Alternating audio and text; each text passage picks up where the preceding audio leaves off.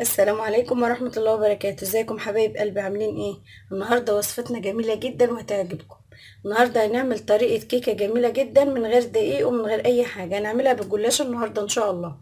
المقادير بتاعتي: معايا لف الجلاش، معايا نص كوباية سكر، نص كوباية سمنة، سمنة او زبدة، كوباية ونص لبن حليب، 3 بواكي فانيليا، كيس بيكنج باودر، وبيضتين.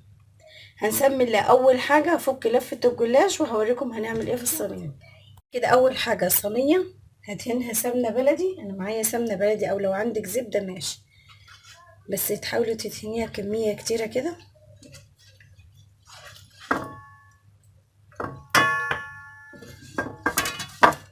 تدهنيها وتدهن الجوانب كده بتاع الصينيه. هي طريقه كيكه جميله قوي، بس هنعملها بالجلاش مش بالدقيق. مش هتاخد معاكي وقت ان شاء الله، ونتيجتها هتكون مضمونه باذن الله. جربيها وهتعجبك ان شاء الله.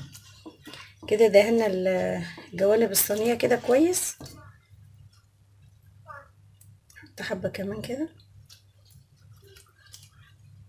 معايا كده لفة الجلاش فكيتها زي ما انتم شايفين كده. هجيب النص من النص كده بالعرض وهقسمها نصين بالشكل ده. هنجيب بقى فرخين كده مع بعض. هي لو اصلا لفة الجلاش معاكي فيها حتت متقطع او اي حاجة، الوصفة دي هتبقى حلوة قوي. فتجيبيها تعمليها نصين كده وتروحي عاملاها كده بالشكل ده وتحطيها كده. تجيبي كل فرخين تعملهم بالشكل اللي انا بعمله ده. تجيبي النصين كده، تروحي عاملاهم على بعض كده، وتروحي ايه تعملهم بالشكل ده كأنها زي الوردة كده، وترصي بقى كده جنب بعض. احنا قسمناها نصين عشان الفكرة فيها ان هي ما تكونش عريضة قوي وتكون مكلكعة جامد معاكي، فتكون هي كده صغيرة، تكون حجمها كده صغير ومناسب بالشكل ده.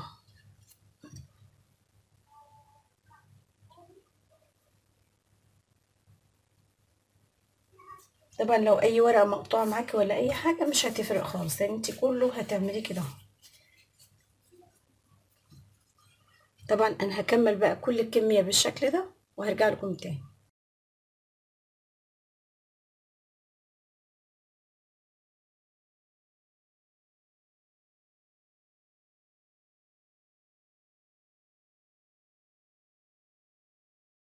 كده حبايبي خلصت لفة الجلاش بالشكل ده زي ما انا وريتكم. مسكت قطعة الجلاش وعملتها زي البوجة كده وحطيتها زي ما انتم شايفين كده على رصيف الصينية كلها. هجيب بقى دلوقتي دورق الخلاط واحط المكونات بتاعتي كلها اضربها في الخلاط. معايا المكونات بتاعتي. هحط اللبن الحليب، هحط كوباية ونص،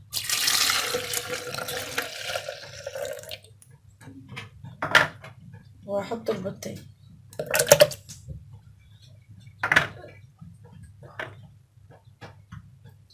وهحط نص كوباية السمنة البلدي،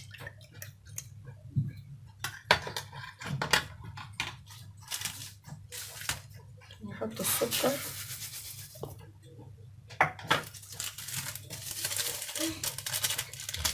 وهحط الفانيليا والبيكنج باودر.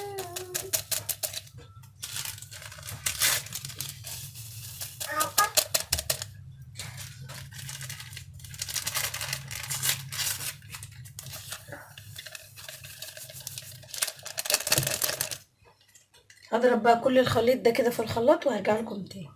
الخليط جاهز معايا زي ما انتم شايفين كده يا جماعه. هسقي بقى الصينيه بتاعتي كلها بالشكل ده.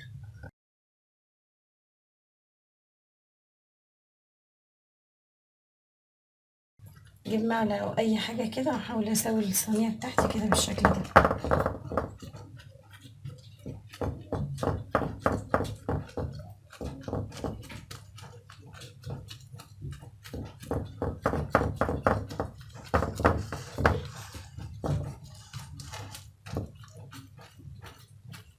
انا كده بقى مسخنه الفرن. هدخلها بقى الفرن، اول ما تطلع هوريها لكم.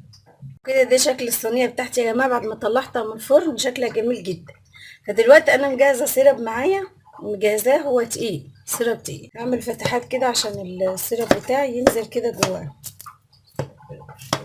ما شاء الله نفشت معايا وعلت كويس يعني. هنزل كده بالسيرب بقى بتاعي بالشكل ده.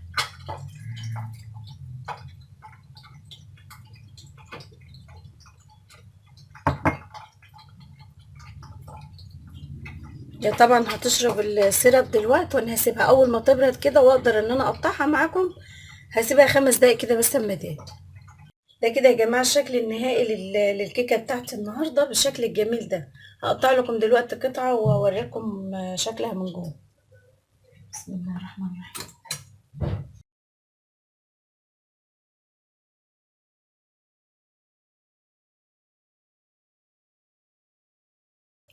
ما شاء الله جميله جدا. تحس ان هي طريه كده، ولما شربت السيرب بتاعنا بتبقى ما شاء الله طعمها حلو بالشكل الجميل ده.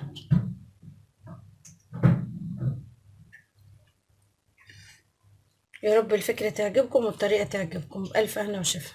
السلام عليكم ورحمة الله وبركاته.